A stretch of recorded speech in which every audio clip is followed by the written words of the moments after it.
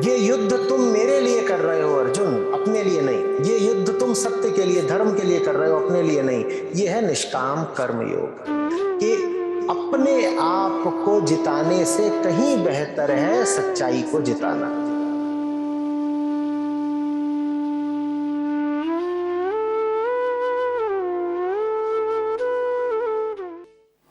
पिंगला गीता से प्रश्न है,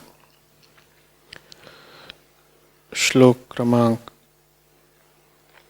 18 से 21 उद्धृत किए हैं प्रश्नकर्ता ने। श्लोक कहते हैं, संसार में विषयों की तृष्णा से जो व्याकुलता होती है उसी का नाम दुख है, और उस दुख का विनाश ही सुख है। उस सुख के बाद पुनः दुख होता है। इस प्रकार बारंबार दुख ही होता रहता है। सुख के बाद दुख और दुख के बाद सुख आता है। मनुष्यों के सुख और दुख चक्र की भांति घूमते रहते हैं। इस समय तुम सुख से दुख में आ पड़े हो, अब फिर तुम्हें सुख की प्राप्ति होगी। यहाँ किसी भी प्राणी को न तो सदा सुख ही प्राप्त होता है और न सदा दुख ही। यह शरीर ही सुख का आधार है और यही दुख का भी आधार है। देहाभिमानी पुरुष शरीर से जो जो कर्म करता है उसी के अनुसार वह सुख एवं दुख रूप फल भोगता है। तो इन श्लोकों पर आधारित प्रश्न आया है कि पिंगला गीता श्लोक 18 से 21 तक देहाभिमान और विषयों में तृष्णा की व्याकुलता ही दुख का आधार है। प्रश्नकर्ता कहते हैं, आमतौर पर मेरे जीवन के सभी चुनाव शरीर को केंद्र में रखकर ही होते हैं। कृपया देहाभिमान को नष्ट करने की प्रक्रिया बताएं। नहीं, शरीर किसी का केंद्र नहीं होता। केंद्र तो सबका एक ही होता है, उसका नाम है अहंकार। अहम, मैं केंद्र होता है। फिर उस मैं के आगे आप जो पूंछ बांधना चाहें बांध दें। मैं शरीर हूँ कह दें, मैं पदार्थ हूँ, मैं सुखी हूँ, मैं दुखी हूँ, मैं आत्मा हूँ, जो कहते हैं, पर केंद्र तो सदा मैं ही होता है। मैं अब ये जो अहम है, मैं, ये बेचारा बड़ी विचित्र चीज है। ये हमेशा कुछ ना कुछ करता रहता है, बेचैन है, परेशान है। क्यों परेशान है? क्योंकि जैसा हमने कहा, इसकी स्थिति बड़ी विचित्र है। न तो जमीन का है, न आसमान का है, न घर का है, न घाट का है। शरीर ना हो तो अहम की कोई सगुण साकार सत्ता नहीं होगी। तो हम कह नहीं पाएगा कि मैं ऐसा हूँ कि मैं वैसा हूँ, क्योंकि जब भी अहम कहता है कि मैं ऐसा हूँ या वैसा हूँ, तो ये जो ऐसा और वैसा होते हैं, इनका ताल्लुक हमेशा संसार से होता है। संसार माने जो सगुण और साकार है। तो इस अहम को, अपनी हस्ती को बचाए रखने के लिए संसार चाहिए ही चाहिए। और संसार है निरा पदार्थ, एकदम जड़, अति स्थूल। तो अहंकार को स्थूलता भी चाहिए ही अपने आप को बचाने के लिए। सिर्फ मैं थोड़ा ही बोलता है कभी अहंकार। अहंकार बोलता है ना, मैं कुछ हूं। ये जो कुछ है, कुछ, ये आमतौर पे कोई बड़ी स्थूल सी ही चीज होती है। तो वो चाहिए है अहम को। और दूसरी ओर अहम जब उस स्थूल चीज से बंध जाता है तो भड़बड़ाता है, परेशान रहता है। तलाश उसे किसी अतिशय सूक्ष्म वस्तु की है। तो ऐसा सा है अहम जैसे गुब्बारा गैस का, बंधा हुआ है नीचे जमीन से, किसी कील में जैसे उसकी डोर बांध दी गई है गैस के गुब्बारे की, या किसी बच्चे के हाथ में है, किसी आदमी औरत के हाथ में है, लेकिन दिशा उसकी आकाश की ओर है। तो एक तनाव रहेगा हमेशा रस्सी में।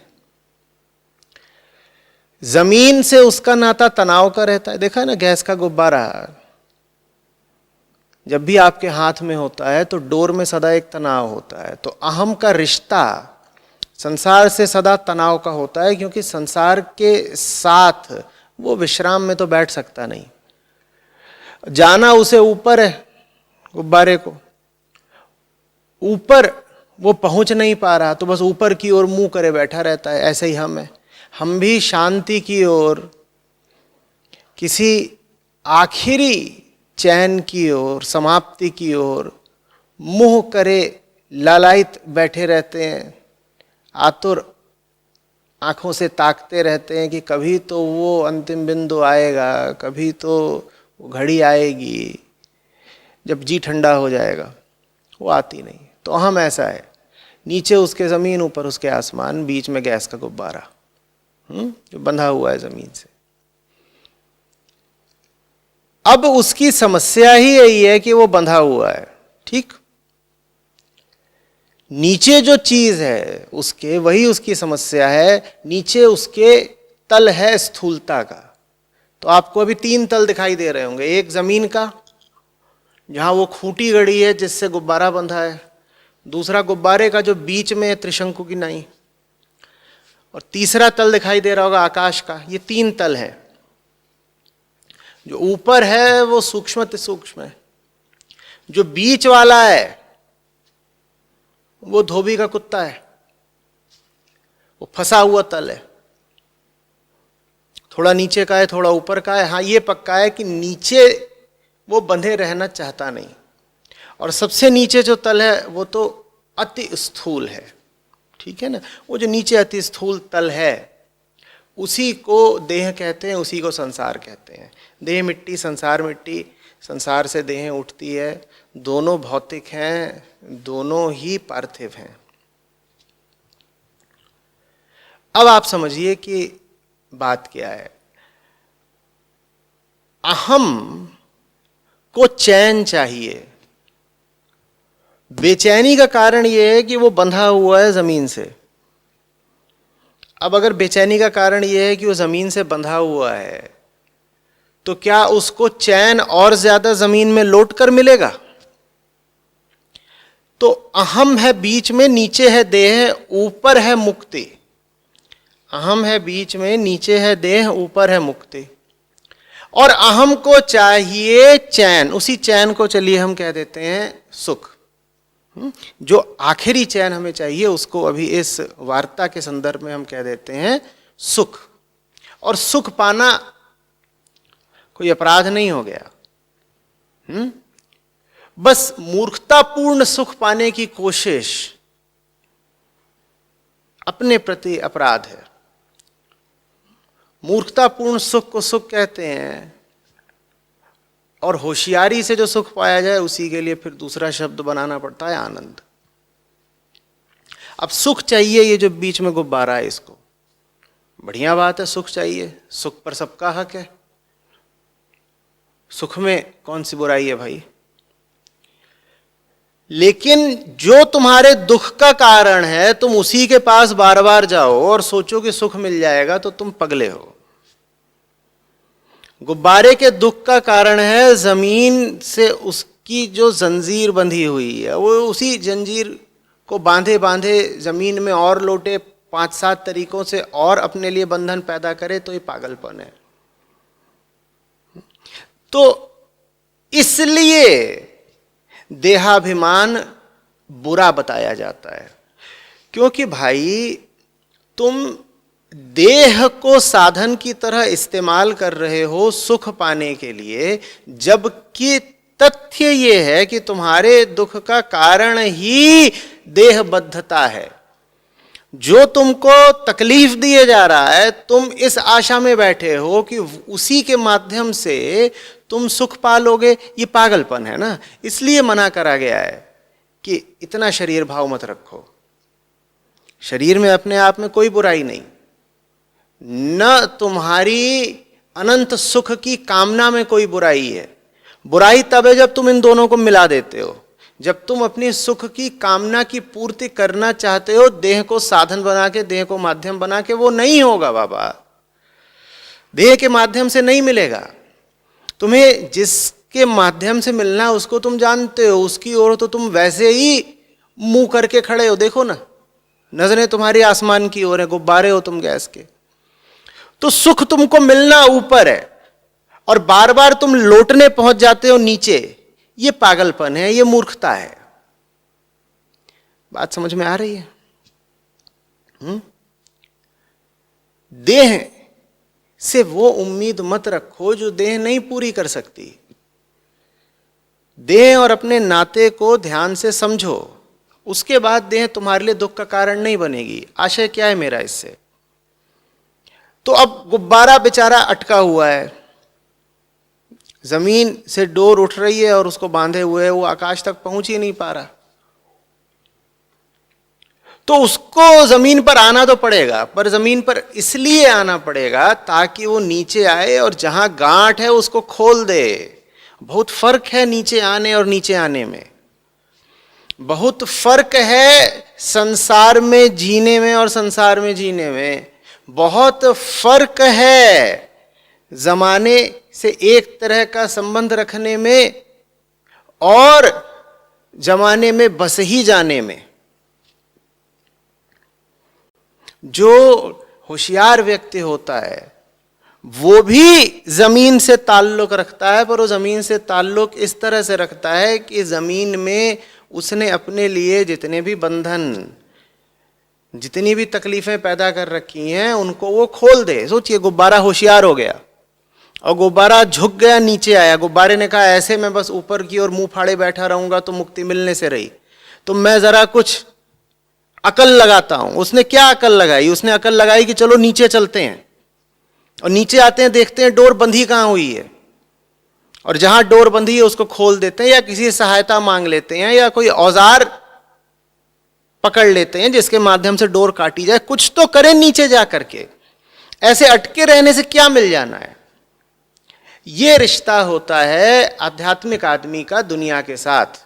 वो दुनिया का इस्तेमाल करता है दुनिया के पार जाने के लिए, जैसे गुब्बारा जमीन को आ रहा हो जमीन से आजाद होने के लिए। ये रिश्ता होता है आध्यात्मिक आदमी का जगत के साथ। जगत में रहना है इसलिए नहीं कि जगत को भोगना है, जगत में रहना है गुप्तचर की तरह, जासूस की तरह, जो दुश्मनों के अड्डे में यहां चल क्या रहा है। देखूंगा यहां कौन कौन सी तैयारियां हैं मेरे खिलाफ, देखूंगा यहां किस किस तरीके से मुझे बांधा जाता है। अब आप समझ ही गए होंगे फिर कि धर्म क्या है। धर्म है कि देखो जगत को और देखो कि किन किन तरीकों से तुम आबद्ध हो यहां पर। पहचान लो जगत की माया को, आजाद हो जाओ।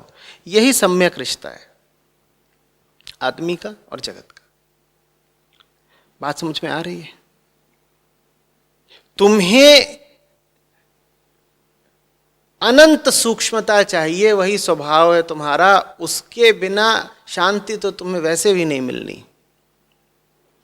जिसे अनंत सूक्ष्मता चाहिए हो वो पागल है क्या कि वो स्थूल में आकर बार बार चिपके लोटे। जो तुम्हें चाहिए तुम उसके विपरीत काम करोगे और उम्मीद रखोगे शांति की, तो उम्मीद कहां पूरी होगी।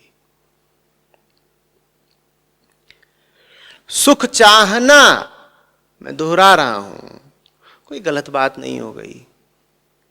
लेकिन गलत जगह सुख चाहना तो निसंदेह गलत बात है। मिलेगा नहीं, और मिलेगा तो वैसा ही मिलेगा जैसा इन श्लोकों में वर्णित है कि सुख आएगा और उसके पीछे पीछे बोरी भर के दुख आ जाएगा। और जो सुख दुख आएंगे, जैसा कि पिंगला गीता बार बार समझाती है, ये भाग्य भरोसे आएंगे और तुम ऐसे ही झूला झूलते रहोगे, भाग्य की लहरों पर तुम्हारी उठापटक चलती रहेगी। कभी सुख मिल गया अनायास और कभी अनायास दुख मिल गया, कोई लाभ नहीं ना। सुख और सुख में जब चयन करना हो तो तरीका समझ लीजिए, देख लीजिए कि आपको कहां पर सूक्ष्म सुख मिल रहा है और कहां स्थूल सुख। हमारे पास कई बार निर्णय की घड़ियां आती हैं ना, दुराहे चौराहे आते हैं, हमें चुनना होता है कि ये सुख लें कि ये सुख लें। दोनों ही दिशाएं बुला रही होती हैं, एक कह रही होती है आओ सुख, दूसरी कह रही होती है आओ सुख। तो वहां पर चुनाव करने की ये विधि है, देख लो कि सूक्ष्म सुख किधर है। जिधर सूक्ष्म सुख है वही आपका रास्ता है। निसर्गदत्त महाराज इसको बड़े प्यारे तरीके से कहते थे। वो कहते थे कि एक होता है देह का सुख और एक होता है चेतना का सुख। निर्णय साफ है कौन सा चाहिए। आध्यात्मिक आदमी सुख विरोधी नहीं होता, मूर्खता विरोधी होता है।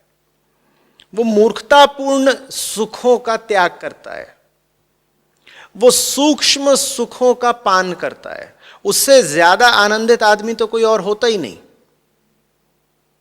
कोई ये ना सोच ले कि अध्यात्म में सुख की वर्जना है तो अध्यात्म जैसे दुख समर्थक हो गया।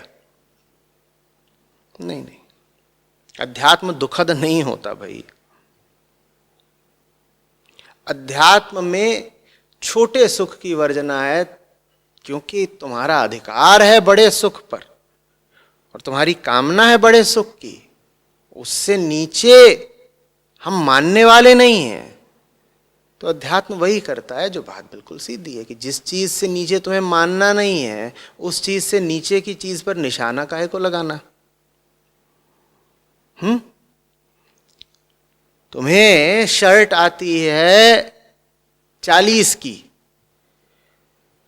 और तुम ऐसी दुकान में घुस जाओ जहां कपड़े मिलते हैं बस बच्चों के, वहां बड़ी से बड़ी शर्ट का नाप है 36 और जिंदगी भर तुम वहां पर खींचातानी करते रहो, एक के बाद दूसरी शर्ट आजमाते रहो, दुकानदार से जिरह करते रहो। तो पागल तुम हो कि नहीं हो?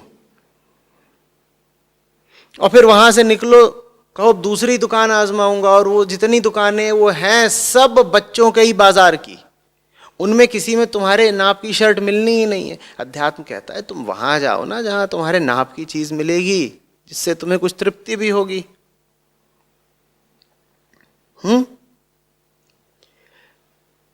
देह को साधन बना करके जो सुख मिलने हैं वो सुख बहुत निकृष्ट निम्न कोटि की गुणवत्ता के होंगे। वो सुख हैं तो सही, पर उनसे पेट नहीं भरेगा। चरमराए से रहोगे, सूखे सूखे से है।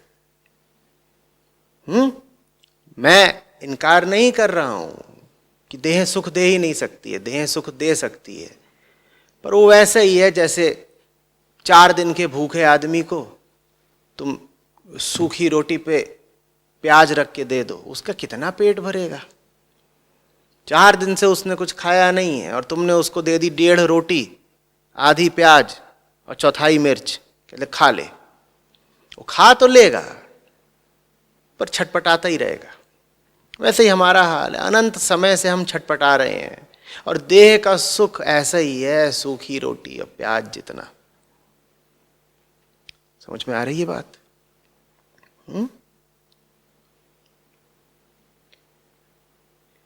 इसी आशा को त्यागना है, यही गांठ है, यही वो डोर है जिसने गुब्बारे की उड़ान को रोक रखा है। ये आशा कि यहीं पर काम बन जाएगा, नीचे नीचे ही काम बन जाएगा। भाई तुम गैस के गुब्बारे हो, तुम्हारा काम कैसे नीचे बन जाएगा? तुम्हें परवाज चाहिए, तुम्हें आकाश चाहिए, नीचे चलना ही नहीं है काम।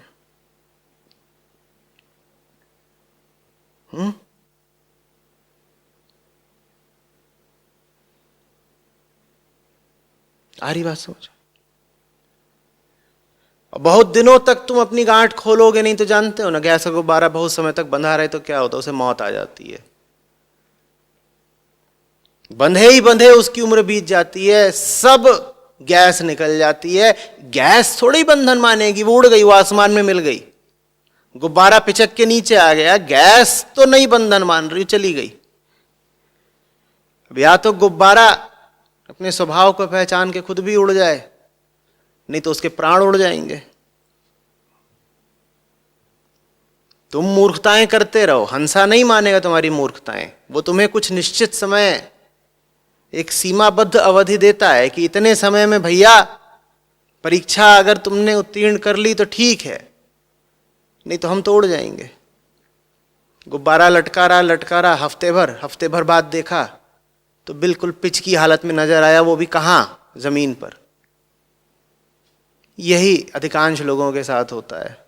बुढ़ापा आ जाता है, मौत आ जाती है, मुक्ति नहीं आती।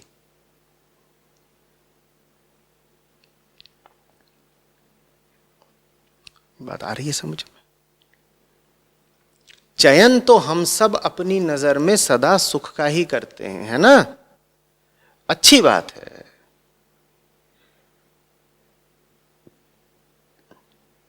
आप अगर सुख को लक्ष्य बना रहे हैं, अच्छी बात है, पर सुखों में जो उच्चतम सुख हो उसको चुने।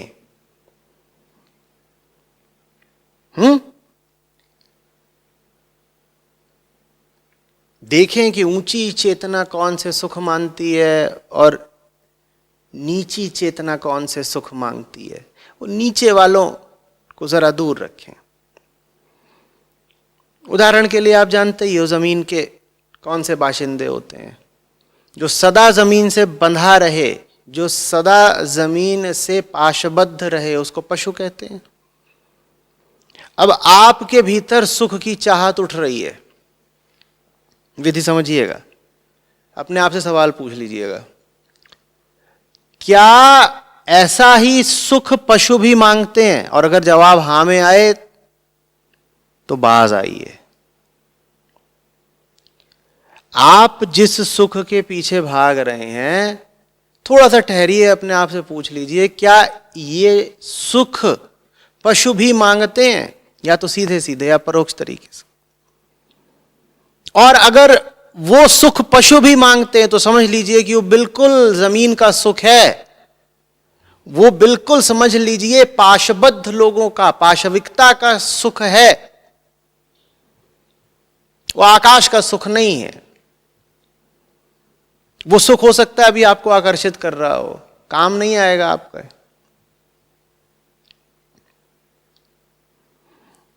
बात समझ में आ रही है? किसी को डरा धमका करके अपना वर्चस्व स्थापित कर लूं, इसमें सुख लगता है ना?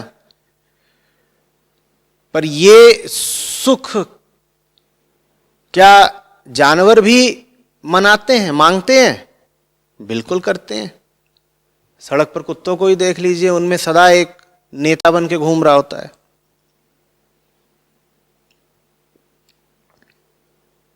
आपके कमरे में कीड़े हों, छिपकली हों, उनमें भी जो थोड़ी मोटी छिपकली होगी वो बाकी सबको रगेद रही होती है। और अगर यही काम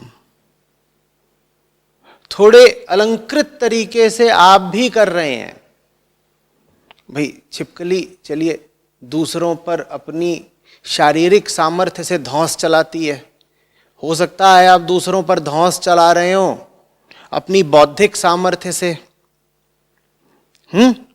या अपनी आर्थिक सामर्थ्य से।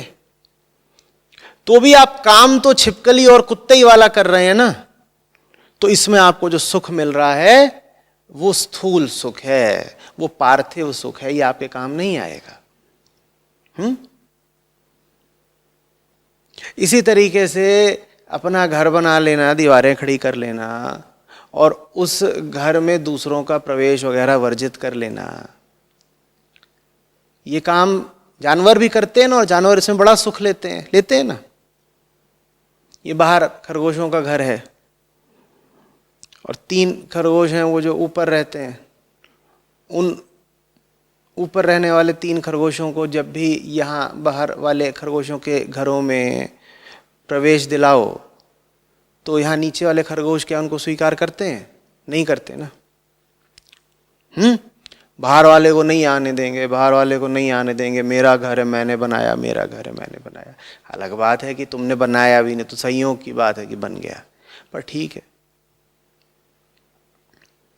यही काम अगर आप कर रहे हो और इसमें बड़ा सुख मान रहे हो कि देखो मेरा घर, मेरा भवन तैयार हो गया, अब मैं इसमें रहता हूँ, दीवारें रचवा दो, बाहर एक खड़ा कर दो, पहरेदार कोई आने ना पाए, मैं रहूंगा, तो मेरा इसमें कुटुंब रहेगा, तो समझ लो कि जिस चीज़ में तुम सुख पा रहे हो वही चीज़ है जिसमें एक चूहा भी सुख पाता है, जिसमें एक कुत्ता भी सुख पाता है, जिसमें खरगोश भी सुख पाते हैं। ये सुख तुम्हें मिल तो जाएगा, फिर कह रहा हूं काम नहीं आएगा।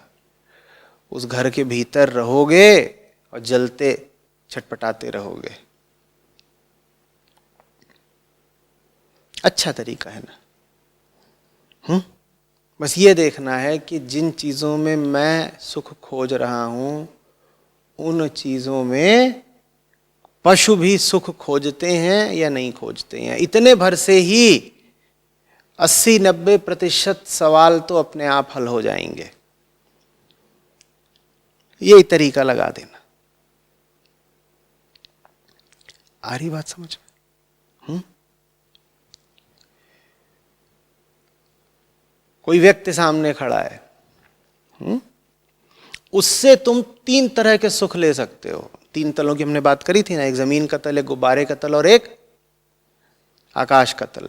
ऐसे ही तुम्हारी जिंदगी में कोई व्यक्ति आता है, उससे तुम 3 तरह के सुख ले सकते हो। जमीनी सुख क्या हो गया? बिल्कुल पार्थिव, कि तुमने पकड़ लिया उसकी देह को और तुम्हें लगा देह से ही तो इसके सुख मिल जाना है।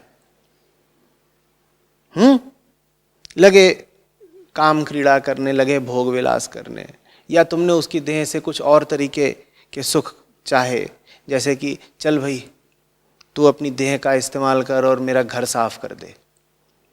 ये भी है वही शारीरिक सुख ही ले रहे हो ना दूसरे से। समझ में आ रही बात?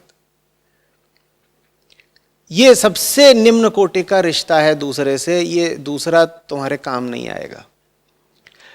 इससे ऊपर के तल का रिश्ता क्या हो सकता है दूसरे व्यक्ति से? देह से सूक्ष्म होते हैं विचार, कि तुमने दूसरे से वैचारिक तल पर एक संबंध बना लिया। कि अब तुम दोनों बैठे हो तो ये नहीं कर रहे हो कि देह से देह रगड़ रहे हो, बल्कि बातचीत हो रही है, विचारों का आदान प्रदान हो रहा है। ये थोड़ा सा ऊंची कोटि का सुख हुआ। बात समझ रहे हो? एक विद्वत्तापूर्ण वार्ता होती रहे, वो वार्ताकारों को बड़ा सुख देती है। उनसे पूछना कभी, और वो कहेंगे कि ये जो इसमें सुख है, इस बातचीत में जो इसमें रस है, वो लपटा झपटी में थोड़ी ही है।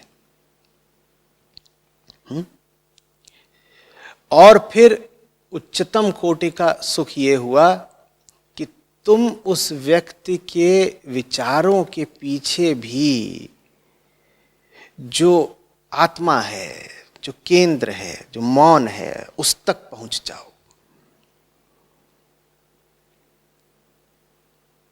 तुम उसकी जड़ तक पहुंच गए, तुम उसके मूल तक पहुंच गए, तुम उसके हृदय तक पहुंच गए।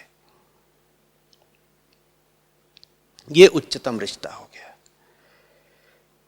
सुख पाने के लिए तुम तीनों को साधन बना सकते हो। अब तुम्हें चुनना है कि तुम बनाओगे किसको साधन। तुम चाहो तो दूसरे से सुख पाने के लिए उसकी देह को साधन बना लो, जैसे जानवर करते हैं। तुम चाहो तो दूसरे से सुख पाने के लिए उसकी विचारधारा को, उसकी बातचीत को, उसके व्यवहार को साधन बना लो, जैसा साधारण मनुष्य करते हैं।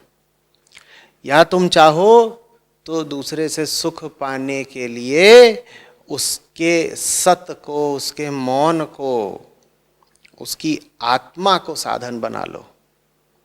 ये तीसरा काम अगर करोगे तो फिर तीसरी कोटि का, माने उच्चतम कोटि का सुख भी पाओगे। आ रही बात समझ में?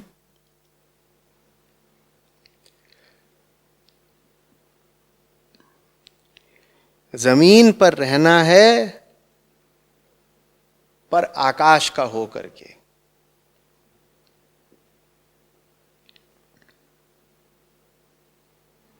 जमीन पर रहना है, पर जमीन पर घर नहीं बना लेना है। तुम यहां एक मिशन पर हो भाई, बसने नहीं आए हो। बस तो तुम यहां सकते भी नहीं। बसने की कोशिश करोगे तो भी अर्थी तो उठ ही जानी है। बसने यहां नहीं आए हो, तुम यहां एक काम के लिए आए हो। तुम्हारे पास एक मिशन है, एक उपक्रम, एक खास प्रयोजन है, वो नहीं भूलना है।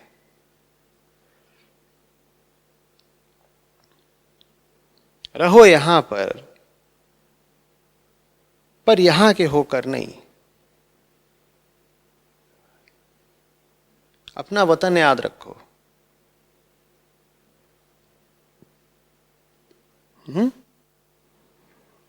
क्योंकि वही वतन तुम्हारा है। यहां तो 4 दिन का ठिकाना है, ऐसे बीत जाएंगे।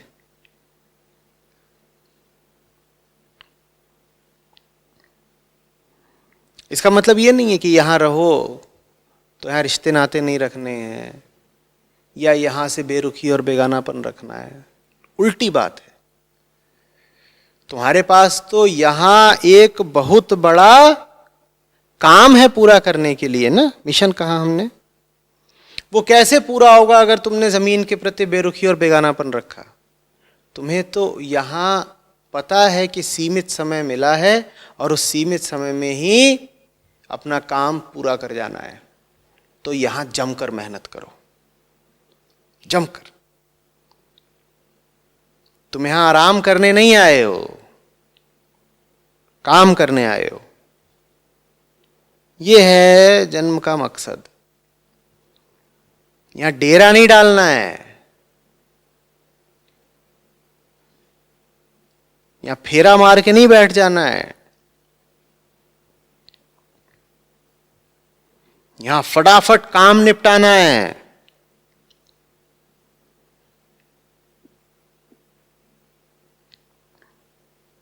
सोना नहीं है।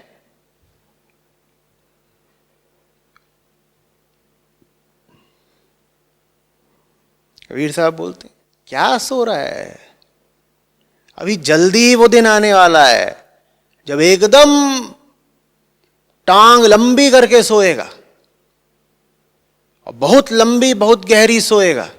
तो सोने के लिए तो बहुत तुझको अभी समय मिलने वाला है। ये तो जागृति का अवसर है, तू क्यों सोया पड़ा है?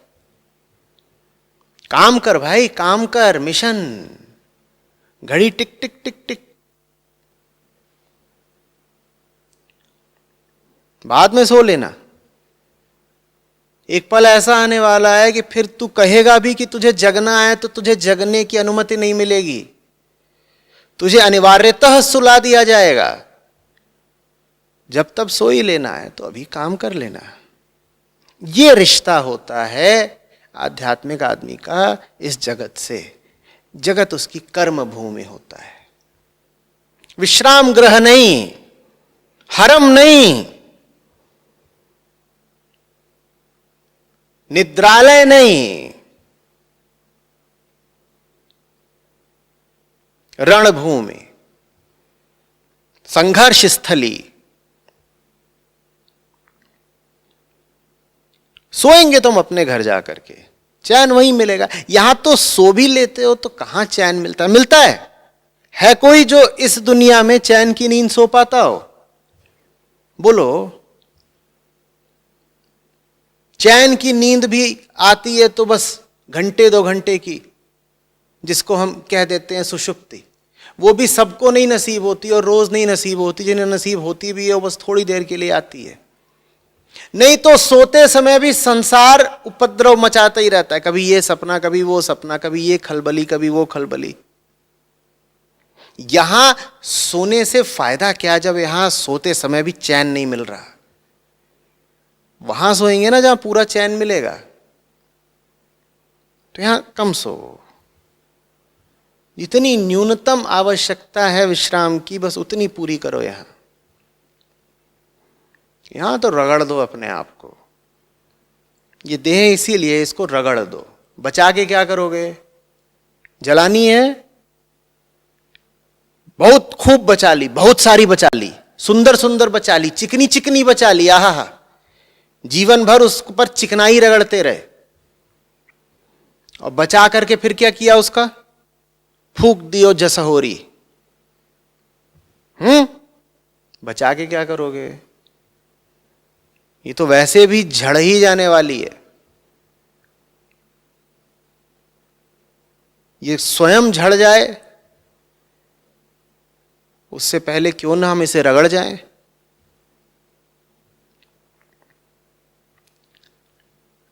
आ रही बात समझ में? ये है हमारा जमीन से सही रिश्ता।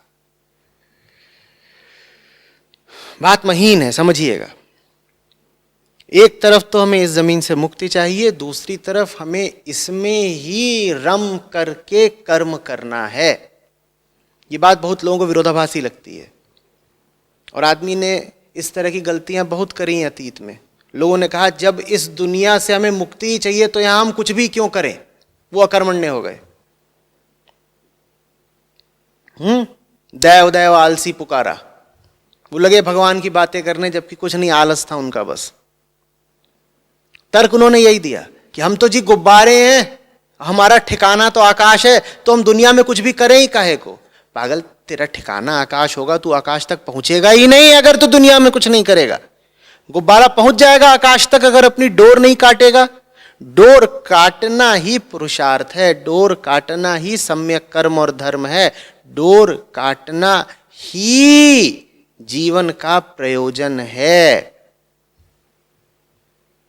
और बड़ी मेहनत लगती है, डोर काटना ही साधना है।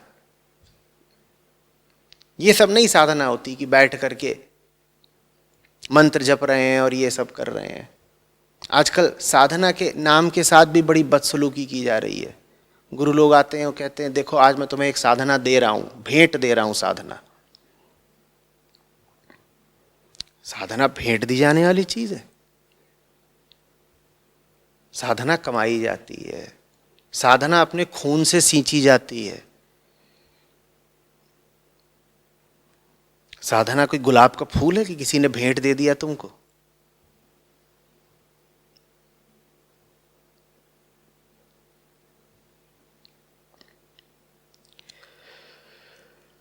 आ रही बात समझ में?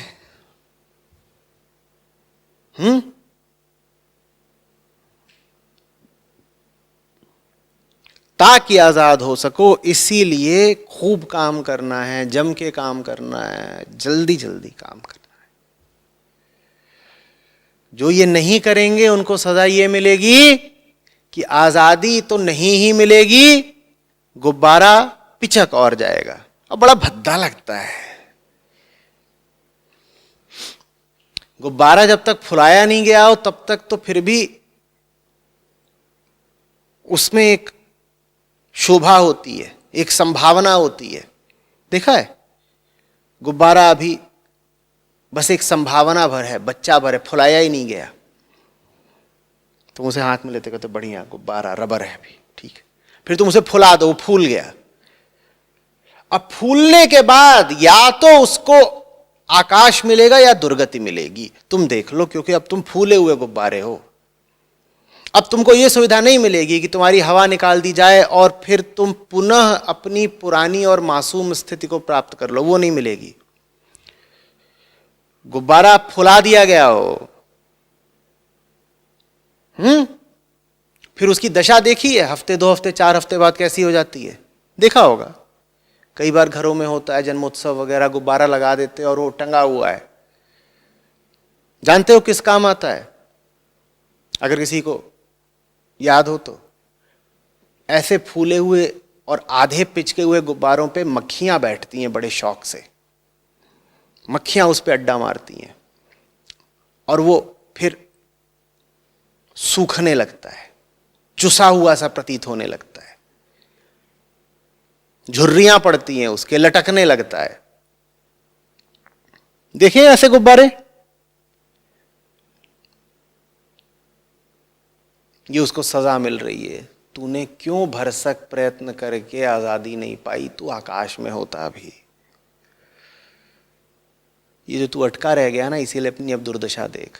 जब पूरा फूला हुआ था तब तो बढ़िया था, एकदम गधा जैसा लगता था, एक गोल गोल, आहा तना हुआ। और देखो 7 दिन बाद जो तना हुआ था वो चुसा हुआ हो गया।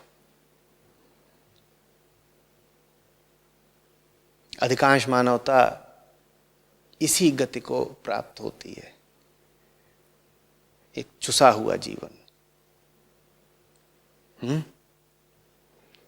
ये जो तुमको ताकत दी जाती है जवानी में, ये इसलिए है कि इसका इस्तेमाल कर लो और उड़ जाओ। इस्तेमाल नहीं करोगे तो सजा ये मिलेगी कि 80 साल जियोगे। 80 साल जीने से ज्यादा भयानक कोई सजा हो सकती है? 80 चुसे हुए साल, और हर बीतते साल के साथ तुम्हारी शक्ल और चुसती जा रही है, संसार तुमको चूस रहा है, तुम रसहीन होते जा रहे हो।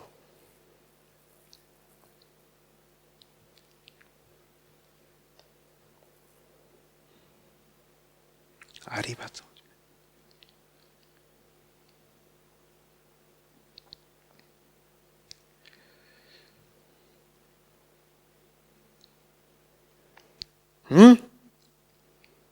तो याद रखना है, सुख ऊपर है, काम नीचे है। नीचे काम करना है, ऊपर आराम करना है। नीचे का तल्ला काम का, ऊपर का आराम का। नीचे आराम नहीं करने का, नीचे आराम नहीं करने का। नीचे सुख नहीं खोजने का। हम यहां सुख पाने नहीं आए हैं, हम यहां काम करने आए हैं, हम यहां अपने बंधन काटने आए हैं, हम यहां अपना कर्जा उतारने आए हैं, हम यहां मौज मारने नहीं आए हैं, हम यहां हैप्पी होने नहीं आए हैं।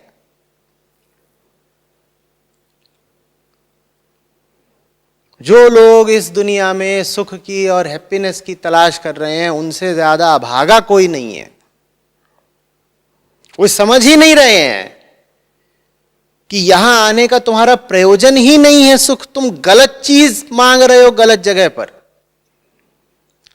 जैसे कि किसी पगले को अस्पताल भेजा गया हो कि जा और अस्पताल में डॉक्टर से मिल के आ। वो तो पगला ठहरा, वो अस्पताल जाता है, वो अस्पताल की कैंटीन में बैठ के भरपेट खाता और वापस आ जाता है।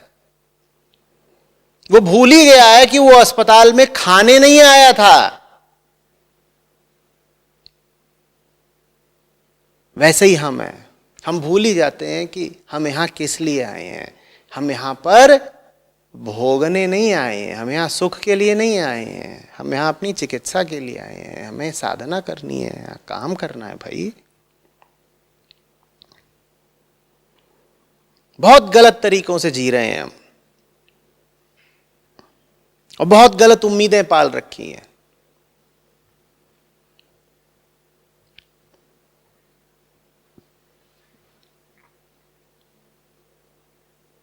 कल्पना कर लीजिए उस पागल आदमी की, वो गया है अस्पताल, और वहां वो क्या कर रहा है, बैठ गया है कैंटीन में और दनादन दनादन खाए जाता है, खाता है सोता है, खाता है सोता है, खाता है सोता है। और वहीं घर ही बना रहा है अपना कैंटीन में, कह रहे यहीं रहूंगा, बढ़िया है, खाऊंगा सोऊंगा, खाऊंगा सोऊंगा। और जितना वो खा रहा है और जितना वो खा के सोता जा रहा है, उतना उसका पागलपन और भयानक होता जा रहा है।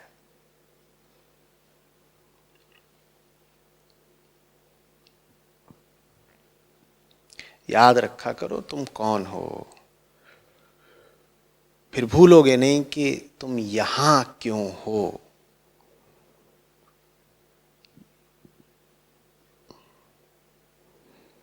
और फिर एक लाभ ये मिलेगा बड़ा कि जीवन से ये शिकायत विदा हो जाएगी कि यार मजा नहीं आ रहा। बहुत लोगों को सुना है ना शिकायत करते हुए, क्या यार मजा नहीं आ रहा, एक चमाट। उनसे पूछो कि तुमसे ये कहा किसने कि जिंदगी मजे लेने के लिए, तुमने ये उम्मीद पाल कैसे ली कि मजा आना चाहिए। लेकिन सबका यही है कि कुछ ना, सुख नहीं है और हैप्पीनेस चाहिए।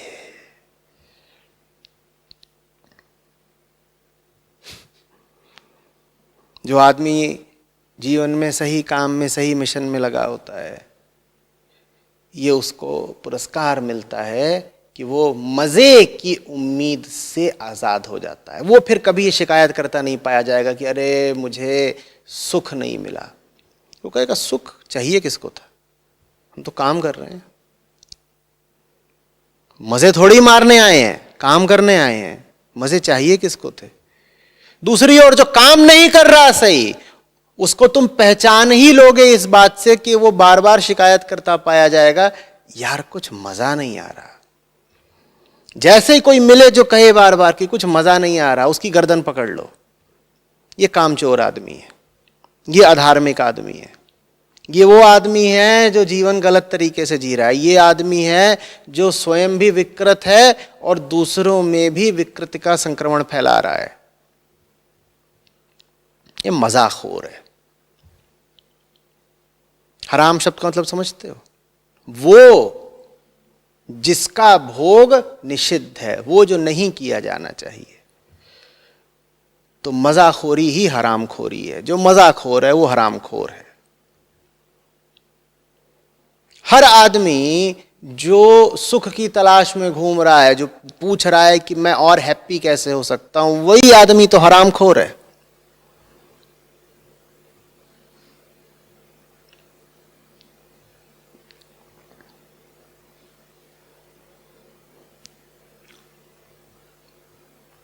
आ रही बात समझ?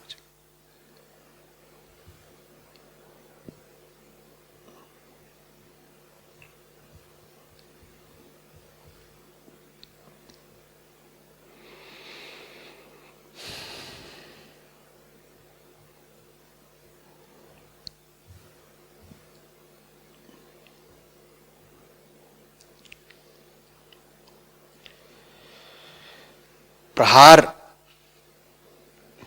मूवी थी,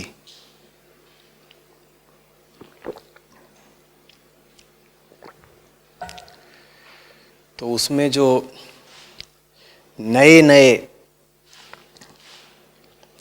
प्रशिक्षार्थी आते हैं, कैडेट्स, ट्रेनीज, तो उसमें जो नाना पाटेकर का जो पात्र है, उनका प्रशिक्षक ट्रेनर होता है।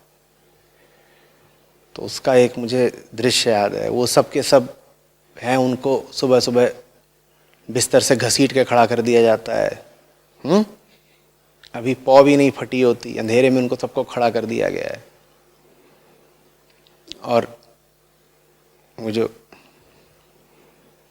ट्रेनर का चरित्र है, नाना पाटेकर द्वारा अभिनीत, वो कहता है, जोकर्स, हम यहाँ पिकनिक के लिए नहीं आए हैं। तो मैं चाहता हूँ कि पूरी दुनिया और कम से कम हमारी संस्था के जोकर्स ये बात याद रखें लगातार।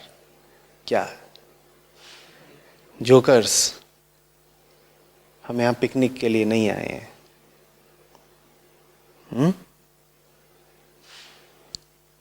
काम करना है भाई।